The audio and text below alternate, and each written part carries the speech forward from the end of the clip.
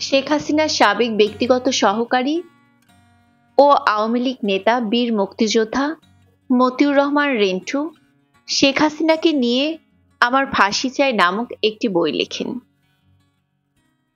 পরবর্তীতে শেখ হাসিনা সরকার বইটি নিষিদ্ধ ঘোষণা করেন এবং রেন্টু সহ তার পরিবারকে অবাঞ্ছিত ঘোষণা করেন।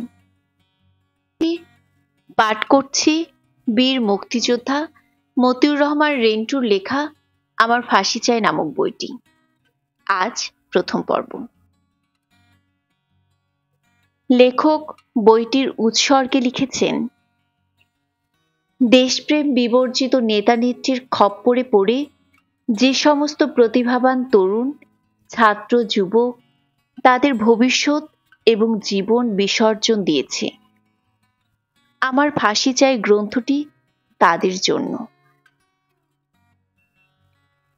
গ্রন্থটির নামকরণ। লেখক গ্রন্থটির নামকরণ সম্পর্কে বলেছেন, যদি পুলিশের উদ্দেশ্যে স্বীকারোক্তিমূলক জবানবন্দি দেয়া হতো তাহলে গ্রন্থটির নাম হতো 161 ধারায় জবানবন্দি। যদি ম্যাজিস্ট্রেটের উদ্দেশ্যে স্বীকারোক্তিমূলক জবানবন্দি দেয়া হতো তাহলে গ্রন্থটির নাম হতো 164 ধারায় জবানবন্দি। কিন্তু জনতার উদ্দেশ্যে দেয়া স্বীকারোক্তিমূলক জবানবন্দির কোনো ধারা নেই।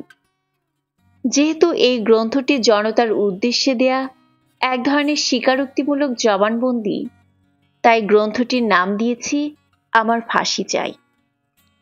যদি বলা যায় মিস্টার এক্স অপরাধ করেছে, মিস্টার এক্সের ফাঁসি চাই, তাহলে নিজে অপরাধ করলে কি বলা উচিত না আমার ফাঁসি চাই? তাই গ্রন্থটির নাম রেখেছি আমার ফাঁসি চাই। লেখক বইটির ভূমিকায় লিখেছেন, আমার বিশ্বাস অতীতের সত্য ঘটনা বা ইতিহাস জানা থাকলে ভবিষ্যতের দিক নির্দেশনা হয়তো আসতে পারে। শুধু আমি আছি বা জানি এমন সমস্ত ঘটনাবলী কেবল এখানে লিখিত হলো, তবে আমার দেখা বা জানার বাইরে অন্য কিছু নেই, এটা একেবারেই ঠিক নয়। অবশ্যই আছে। আমরা যারা সাধারণ মানুষ, আমাদের একটা বিষয় নিশ্চিত হতে হবে যে যারা রাজনীতি করেন বা দেশ চালান তারা আমাদের চাইতে খুব বেশি কিছু বোঝেন, তা মোটেও নয়। আমাদের ধারণার আশপাশ নিয়েই তাদের ধারণা। আমাদের চাইতে খুব বেশি জ্ঞান, মেধা, যোগ্যতা রাজনীতিবিদদের আছে এমন ভাববার কোনো কারণ নেই। বরং কোনো কোনো বাস্তব বিষয়ে তাদের ধ্যান ধারণা ও জ্ঞানের চাইতে আমরা যারা সাধারণ মানুষ, আমাদের জ্ঞান বুদ্ধি সে তুলনায় অনেক বেশি। অন্তত বাংলাদেশের রাজনীতিক ও প্রশাসকদের বেলায় এটা 16 আনা সত্য। কত নীচ প্রকৃতির এবং কত লোভী ও ক্ষুদ্র মনোবৃত্তির মানুষেরা কত উপরে আসীন, সাধারণ জনতার কাছে তা তুলে ধরার জন্যই এই বই লেখার প্রয়াস আমার। বাংলাদেশের নাগরিকদের প্রতি, বিশেষ করে আগামী প্রজন্মের মানুষদের জন্য এই ধরনের বই বা পুস্তক লেখা উচিত কিনা এ নিয়ে বিস্তর চিন্তাভাবনা, আলাপ আলোচনা এবং তর্ক বিতর্কের পর অবশেষে সিদ্ধান্ত নিয়েছি রাজনীতির অন্তরালে কোনো সত্য ও তথ্যকে বাধাগ্রস্ত না করে যতটুকু জেনেছি তাই জনসম্মুখে তুলে ধরব, এই ভেবে যে তা যদি বর্তমান এবং আগামী দিনের মানুষের কোনো কাজে লাগে। এই গ্রন্থ বা পুস্তক পড়ে কোনো কোনো পাঠক আমাদের অকথ্য ভাষায় গালিগালাজ করবেন, পারলে তার চাইতেও ভয়ানক চরম দণ্ড দেবেন। আবার কোনো কোনো পাঠক হয়তো সতর্ক, সাবধান হয়ে বিস্তর চিন্তাভাবনা করে আগামী দিনের রাজনীতির পথ চলবেন। পাঠক কি করবেন এটা একান্তই পাঠকের নিজস্ব ব্যাপার, তবে আমরা এটাকে প্রকাশ করা আমাদের একান্তই দায়িত্ব মনে করেছি। আমাদের সমূহ বিপদের কথা চিন্তা করে সকলেই এক বাক্যে বইটি এখন প্রকাশ না করে শেখ হাসিনা যখন বাংলাদেশের প্রধানমন্ত্রী থাকবেন না, তখন প্রকাশ করার পক্ষে রায় দিয়েছেন। কিন্তু আমরা স্বামী স্ত্রীর সম্মিলিত সকলের রায়ের সাথে একমত হইনি।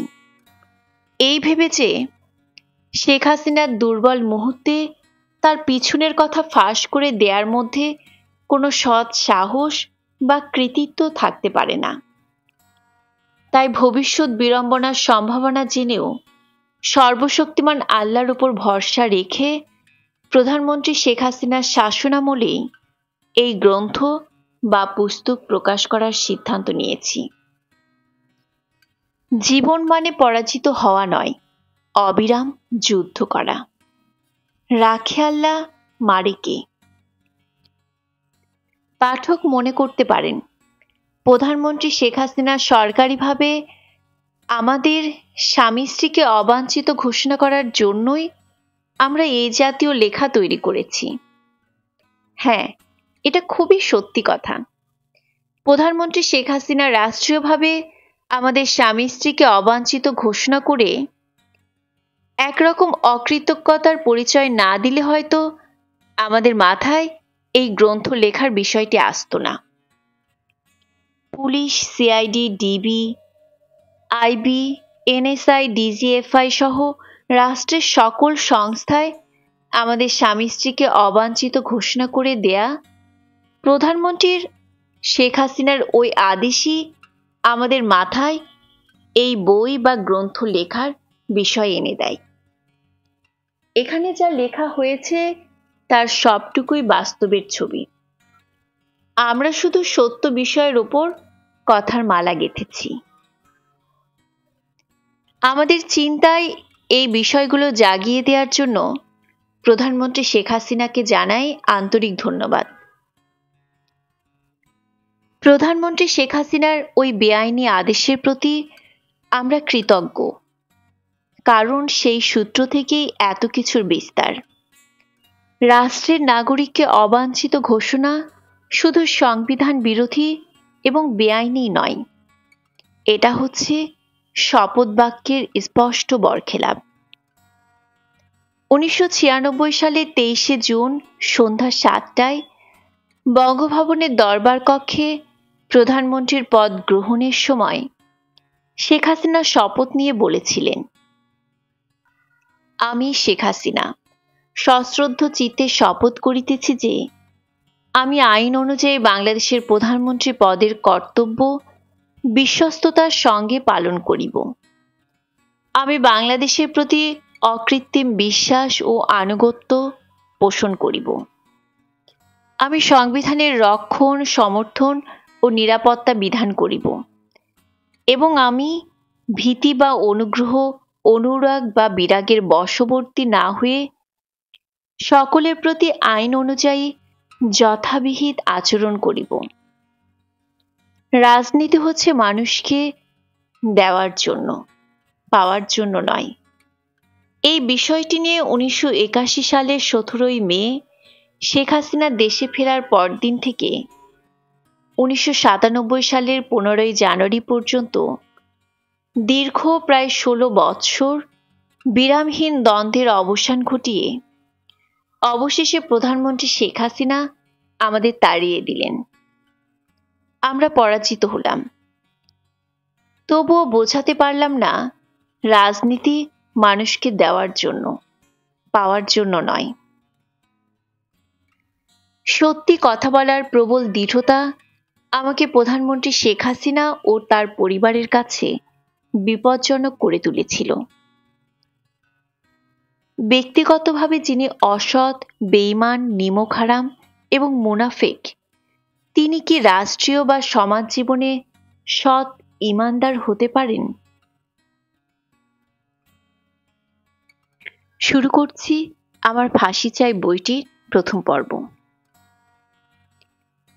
1969 সাল বাঙালি বিরচিত এক সংগ্রামের মাধ্যমে কারাগার থেকে বের করে আনল বাঙালির অবিসংবাদিত নেতা শেখ মুজিবুর রহমানকে। তথাকথিত আগরতলা ষড়যন্ত্র মামলার অভিযোগে পাকিস্তান সরকার এক প্রহসনমূলক বিচার করছিল শেখ মুজিবুর রহমান সহ সামরিক বেসামরিক বাঙালি কিছু লোকের। কিন্তু বাংলার মানুষ এই মামলা এবং বিচার গ্রহণ করেনি। শুধু তাই নয়, এই মামলা ও বিচারের বিরুদ্ধে তীব্র গণ আন্দোলন করে বাঙালিরা পাকিস্তান সরকারকে বাধ্য করল এই মামলা প্রত্যাহার করতে এবং শেখ মুজিব সহ সকল অভিযুক্ত ব্যক্তিকে নিঃশর্ত মুক্তি দিতে। তখন বাংলাদেশ ছিল পাকিস্তানের উপনিবেশ। আমাদের এই দেশের নাম ছিল পূর্ব পাকিস্তান। স্বাধীনতার পরে ওই আগরতলা ষড়যন্ত্র মামলায় অভিযুক্ত ব্যক্তিদের সাথে মিলে মিশে যতটুকু জানা যায় তা হল, পাকিস্তান যে আমাদের উপনিবেশ বানিয়ে রেখেছিল এবং ধর্মের নামে বাঙালিদের শোষণ করছে, এটা তারা স্পষ্ট বুঝতে পেরেছিল। উপনিবেশিক শোষণ ও বাঙালিদের, বিশেষ করে বাঙালি সৈনিকদের বঞ্চিত করার বিষয়গুলো নিয়ে পাকিস্তান সামরিক বাহিনীর অন্তর্ভুক্ত বাঙালিদের মধ্যে কানাঘুষা চলছিল। পাকিস্তান সেনাবাহিনীর বাঙালি সৈনিকরা তাদের প্রাপ্য পাওনা নিয়ে ভাবতে আরম্ভ করেছিল। ঠিক এমনই মুহূর্তে পাকিস্তান সরকার শেখ মুজিব সহ সামরিক বেসামরিক বাঙালিদের গ্রেপ্তার করে এবং আগরতলা ষড়যন্ত্র মামলা সাজায়। এই মামলায় অভিযুক্তরা পাকিস্তান থেকে বাংলাদেশ স্বাধীন করবে এই রকম কোনো কঠিন সিদ্ধান্ত সে সময় নেয়নি, তবে ক্রমশ নিজেদের অধিকার সম্পর্কে সচেতন হয়ে পড়ছিল। এ মামলায় এমন অভিযুক্তও ছিলেন যিনি কিছুই জানতেন না, শুধু বাঙালি হওয়ার কারণেই মূলত অভিযুক্ত হয়েছিলেন। পাকিস্তান আমাদের অধিকার সচেতনতাকে অঙ্কুরে ধ্বংস করে দেওয়ার জন্য এই আগরতলা ষড়যন্ত্র মামলার সূত্রপাত করেছিল। এমন অনেক অভিযুক্ত ছিলেন যারা ঢাকা ক্যান্টনমেন্টে আসামির কাঠগড়ায় দাঁড়ানো ছাড়া শেখ মুজিবকে আর কখনো দেখেননি। এক প্রত্যুষে পাকিস্তান থেকে বাংলাদেশকে স্বাধীন করে ফেলার এমন কোনো স্পষ্ট পরিকল্পনা বা সিদ্ধান্ত অভিযুক্তদের কারোই কখনো ছিল না বলে আগরতলা মামলার প্রায় অভিযুক্তদের কাছ থেকে জানা যায়। অভিযুক্তদের প্রায় সকলেই বলেন, বাঙালিদের অধিকার থেকে বঞ্চিত রাখা এবং নির্যাতনের জন্যই মূলত পাকিস্তান সরকার তিলকে তাল বানিয়ে এই আগরতলা মামলা দায়ের করেন। পূর্ব পাকিস্তানের বাঙালিরা পাকিস্তানের নির্যাতনের বিরুদ্ধে বিরোচিত গণ আন্দোলনের মাধ্যমে শেখ মুজিব সহ অভিযুক্ত সকলকে মুক্ত করে আনে। 1969 সালে ছাত্রনেতা তোফায়েল আহমেদের সভাপতিত্বে অনুষ্ঠিত এক ছাত্র জনতার বিশাল সভায় শেখ মুজিবকে বঙ্গবন্ধু উপাধি দেয়া হয়। 1970 সালে পাকিস্তান সরকার জাতীয় পরিষদের এবং প্রাদেশিক পরিষদের নির্বাচন ঘোষণা করে। মজলুম জননেতা মাওলানা আব্দুল হামিদ খান ভাসানীর নেতৃত্বে কিছু সংখ্যক বামপন্থী রাজনৈতিক নেতা নির্বাচন বর্জনের জোরালো আহ্বান জানায়। মজলুম জননেতা মাওলানা ভাসানীর বক্তব্য ছিল, পাকিস্তানি সরকারের নির্বাচনী ফাঁদে পা না দিয়ে পূর্ব বাংলাকে স্বাধীন করার সংগ্রাম শুরু করা উচিত। তাদের স্লোগান ছিল, নির্বাচনে লাথি মারো, পূর্ব বাংলা স্বাধীন করো। অপরদিকে বঙ্গবন্ধু শেখ মুজিবুর রহমান নির্বাচনে অংশগ্রহণের পক্ষে ছিলেন এবং তিনি জনগণকে নির্বাচনে অংশ নেওয়ার আহ্বান জানান। জনগণ বঙ্গবন্ধুর আহ্বানে অভূতপূর্ব সাড়া দিল। গোটা পূর্ব পাকিস্তানে বঙ্গবন্ধু এবং তার দল আওয়ামী লীগের পক্ষে নির্বাচনী জোয়ার বয়ে গেল। নির্বাচনে বঙ্গবন্ধু শেখ মুজিবুর রহমান ও তার দল আওয়ামী লীগকে বাঙালিরা পূর্ব পাকিস্তানের 169টি আসনের মধ্যে মাত্র 2টি আসন ছাড়া বাকি 167টি আসনে বিজয়ী করল। মোট ভোটের শতকরা 90টি ভোট বঙ্গবন্ধু ও তার দল পেলেন। বঙ্গবন্ধু শেখ মুজিবুর রহমান সারা পাকিস্তানের সংখ্যাগরিষ্ঠ নেতা হলেন পাকিস্তানের তৎকালীন রাষ্ট্রপতি জেনারেল ইয়াহিয়া খান বঙ্গবন্ধু শেখ মুজিবকে পাকিস্তানের ভাবী প্রধানমন্ত্রী হিসেবে অভিহিতও করলেন। কিন্তু পশ্চিম পাকিস্তানের সংখ্যাগরিষ্ঠ নেতা জুলফিকার আলী ভুট্টো এবং পাকিস্তানের প্রেসিডেন্ট জেনারেল ইয়াহিয়া খান বঙ্গবন্ধুকে প্রধানমন্ত্রিত্ব ও তার দল আওয়ামী লীগকে পাকিস্তানের ক্ষমতা না দেওয়ার নানা চক্রান্ত শুরু করলেন। পূর্ব পাকিস্তানের রাজনৈতিক পরিস্থিতি হলো আগ্নেয়গিরির মতো। বাঙালিরা চরম উৎকণ্ঠিত, উত্তেজিত। রাজপথ, মিছিলে, মিটিংয়ে প্রকম্পিত। ঘরে ঘরে মানুষে মানুষে উদ্বেগ, উৎকণ্ঠা।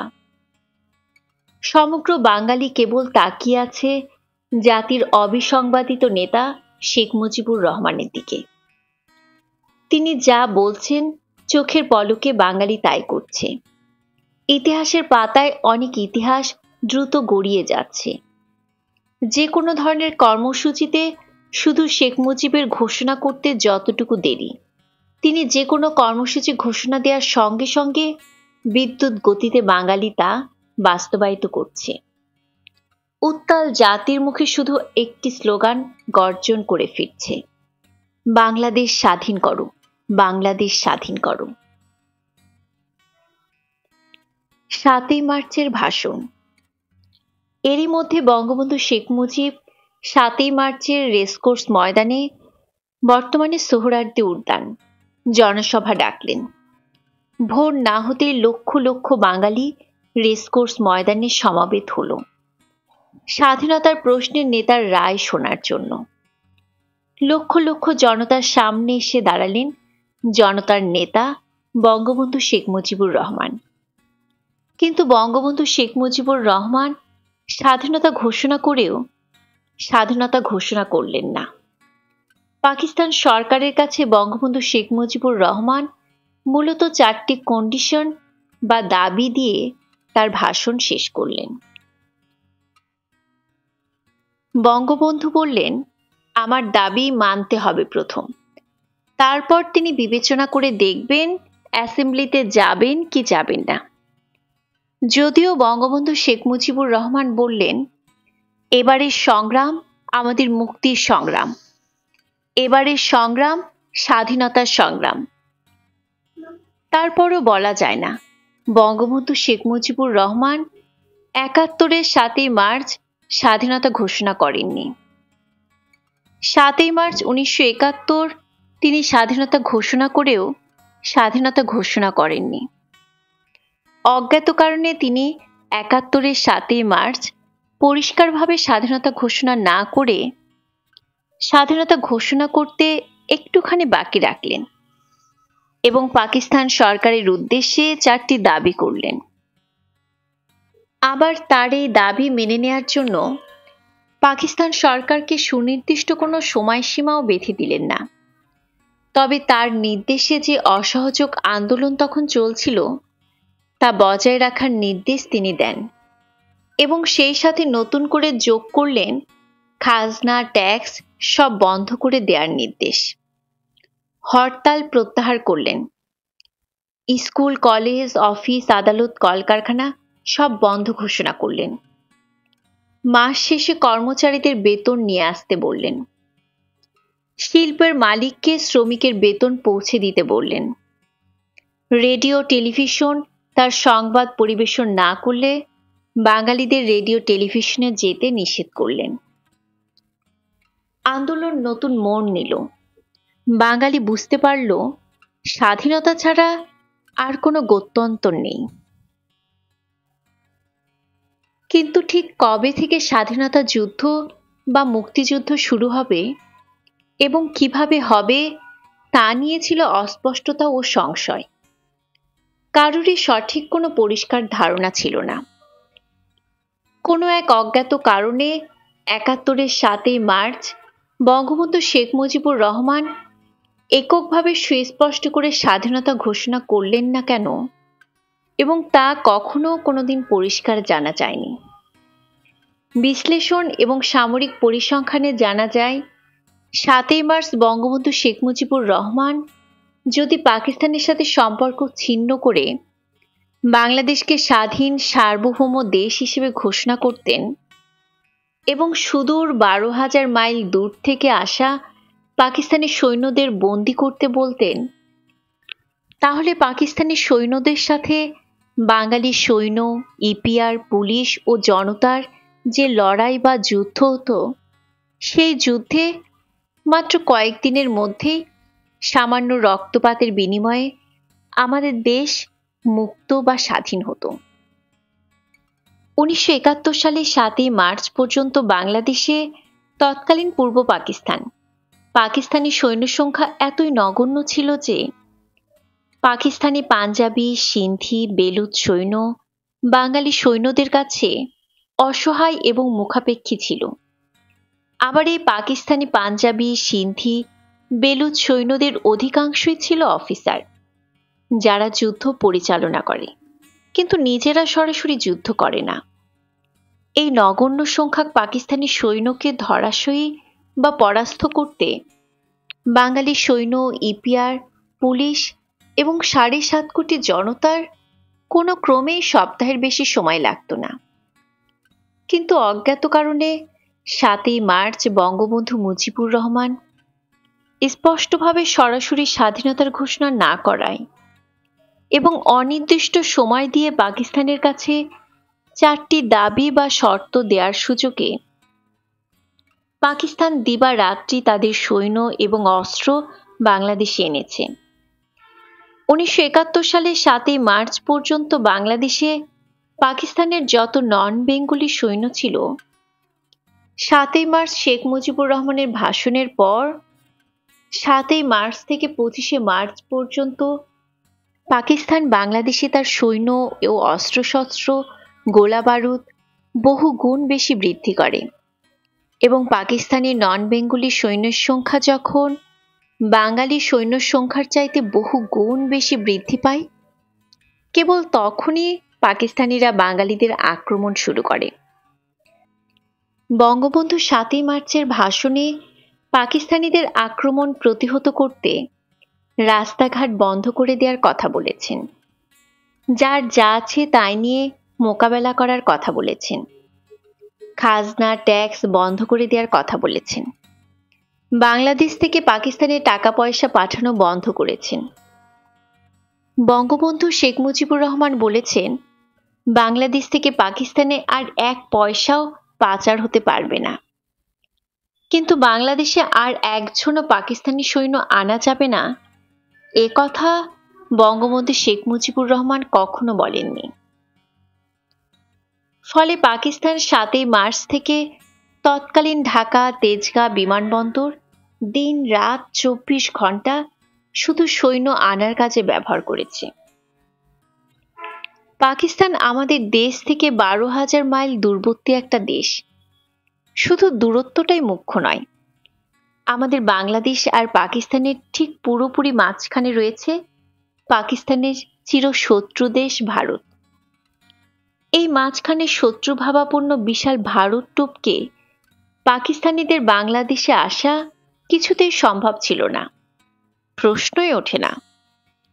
ভৌগোলিক কারণে অতি সহজে স্বল্প সময়ে স্বল্প প্রাণহানিতে আমাদের দেশ স্বাধীন হওয়া খুবই সম্ভব ছিল, উচিত ছিল। এমন হওয়াও বৈচিত্র্য ছিল না যে বিনা যুদ্ধে বিনা রক্তপাতে আমাদের দেশ স্বাধীন হতো। কিন্তু আমাদের স্বাধীনতার জন্য কার্যকরী ব্যবস্থা না দিয়ে বঙ্গবন্ধু শেখ মুজিবুর রহমান কর্তৃক পাকিস্তানের দীর্ঘ সময় দেওয়ার কারণে আমাদের স্বাধীনতার জন্য 30 লক্ষ মানুষকে প্রাণ দিতে হলো। 30 লক্ষ শহীদ, এই সংখ্যা নিয়েও প্রশ্ন আছে। 2 লক্ষ মা বোনদের ইজ্জতও দিতে হলো। এই 2 লক্ষ বীরাঙ্গনাদের সংখ্যা নিয়েও প্রশ্ন আছে। আসলে শেখ মুজিবুর রহমান মানসিকভাবে স্বাধীনতার জন্য প্রস্তুত ছিলেন না, অথবা পাকিস্তান থেকে বিচ্ছিন্ন হয়ে আলাদা স্বাধীন রাষ্ট্র তিনি চাননি। পাকিস্তানিরা আমাদের উপর স্বাধীনতা যুদ্ধ বা মুক্তিযুদ্ধ চাপিয়ে দিয়েছিল এবং তাদের আক্রমণ ও হত্যাযজ্ঞের ফলে আমরা মুক্তিযুদ্ধ করতে বাধ্য হই, অর্থাৎ পাকিস্তানিরাই আমাদের স্বাধীন হতে বাধ্য করেছে। ৭১ সালের ৭ই মার্চের ভাষণে শেখ মুজিবুর রহমান পাকিস্তানিদের কাছে যে ৪টি দাবি করেছিলেন: ১. সামরিক আইন মার্শাল ল তুলে নিতে হবে। ২. সমস্ত সেনাবাহিনীর লোককে ব্যারাকে ফিরিয়ে নিতে হবে। ৩. যেভাবে হত্যা করা হয়েছে তার তদন্ত করতে হবে। ৪. আর জনপ্রতিনিধিদের কাছে ক্ষমতা হস্তান্তর করতে হবে, অর্থাৎ বঙ্গবন্ধু শেখ মুজিবুর রহমানকে পাকিস্তানের প্রধানমন্ত্রী করতে হবে। এই দাবিগুলো যদি পাকিস্তানিরা মেনে নিত, তাহলে কি আমাদের মুক্তিযুদ্ধ করতে হতো? পাকিস্তান থেকে বিচ্ছিন্ন হয়ে আমাদের আলাদা স্বাধীন রাষ্ট্র বাংলাদেশ হতো? কবি নির্মলেন্দু গুণের মতো শেখ মুজিবুর রহমানের ৭ই মার্চের দাবি পাকিস্তান যদি মেনে নিত, তাহলে আর যাই হোক, এ যাত্রায় বাংলাদেশ স্বাধীন হতো না। বঙ্গবন্ধু শেখ মুজিবুর রহমান ছিলেন পাকিস্তানের নির্বাচিত জনপ্রতিনিধিদের নেতা। পাকিস্তানিরা যদি শেখ মুজিবকে নির্বাচিত নেতা হিসেবে ক্ষমতা দিত, যদি বঙ্গবন্ধু শেখ মুজিবুর রহমান পাকিস্তানের প্রধানমন্ত্রী হতেন, তাহলে তো আমরা নিশ্চয়ই পাকিস্তান থেকে বিচ্ছিন্ন হয়ে আলাদা স্বাধীন রাষ্ট্র হতাম না, বা বঙ্গবন্ধু তা চাইতেন না। জনগণ কর্তৃক নির্বাচিত বাঙালি জনপ্রতিনিধিদের কাছে পাকিস্তানি সামরিক শাসকরা ক্ষমতা হস্তান্তর করবে এবং বাঙালি জনপ্রতিনিধিরা পাকিস্তান সরকার পরিচালনা করবেন, এই তো ছিল বঙ্গবন্ধু শেখ মুজিবুর রহমানের প্রকৃত কথা। পাকিস্তানের সংখ্যাগরিষ্ঠ ছিল বাঙালি। এই সংখ্যাগরিষ্ঠ বাঙালিরা পাকিস্তান শাসন করবে, এটাই ছিল বঙ্গবন্ধু শেখ মুজিবুর রহমানের মূল মন্ত্র। ঘটনা প্রবাহের ঐতিহাসিক বিশ্লেষণে বঙ্গবন্ধু শেখ মুজিবুর রহমান ছিলেন পাকিস্তানের শেষ ব্যক্তি, যিনি পাকিস্তানের অখণ্ডতায় দৃঢ়ভাবে বিশ্বাসী ছিলেন। ঐক্যবদ্ধ পাকিস্তানের প্রতি শেখ মুজিবুর রহমানের ছিল পূর্ণ আনুগত্য। পাকিস্তান বিচ্ছিন্ন হয়ে যাক, পাকিস্তান টুকরো হয়ে যাক, বঙ্গবন্ধু শেখ মুজিবুর রহমান কখনোই তা চাননি। আর চাননি বলে প্রয়োজনীয় সুযোগ থাকা সত্ত্বেও তিনি পাকিস্তান থেকে বিচ্ছিন্ন হয়ে আলাদা স্বাধীন রাষ্ট্র তৈরির জন্য কোনো বাস্তব কার্যকর ভূমিকা নেননি। শেখ মুজিবুর রহমানের ৭ই মার্চের ভাষণ হল ট্রিমেন্ডাস কন্ডিশনাল স্পিচ। যে ভাষণে পাকিস্তান রক্ষার শেষ চেষ্টা হিসেবে শেখ মুজিবুর রহমানের কাছে ক্ষমতা হস্তান্তরের শর্ত দেয়া হয়েছিল। আবার ক্ষমতা না দেয়া হলে পাকিস্তান বিচ্ছিন্ন হয়ে যাওয়ার সতর্ক হুঁশিয়ারিও দেয়া হয়েছে। ৭ই মার্চের বঙ্গবন্ধু শেখ মুজিবুর রহমানের ভাষণ ছিল বিশ্ব ইতিহাসে অদ্বিতীয় এক অনন্য ঐতিহাসিক ভাষণ, যে ভাষণে তিনি স্বাধীনতা ঘোষণা করেও স্বাধীনতা ঘোষণা করেননি।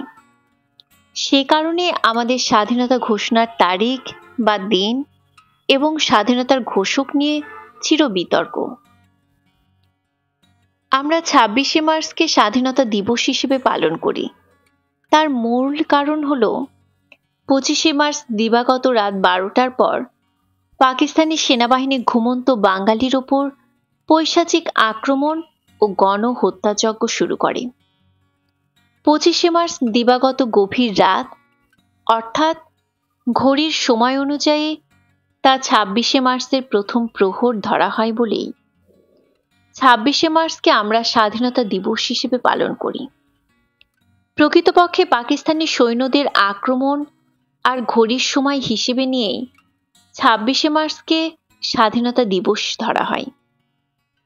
এই হিসেবে যদি পাকিস্তানিরা আমাদের ২৬শে মার্চের আগে অথবা পরে যে কোনো দিন আক্রমণ করত, তাহলে সে দিনটি আমাদের স্বাধীনতা দিবস হিসেবে চিহ্নিত হতো।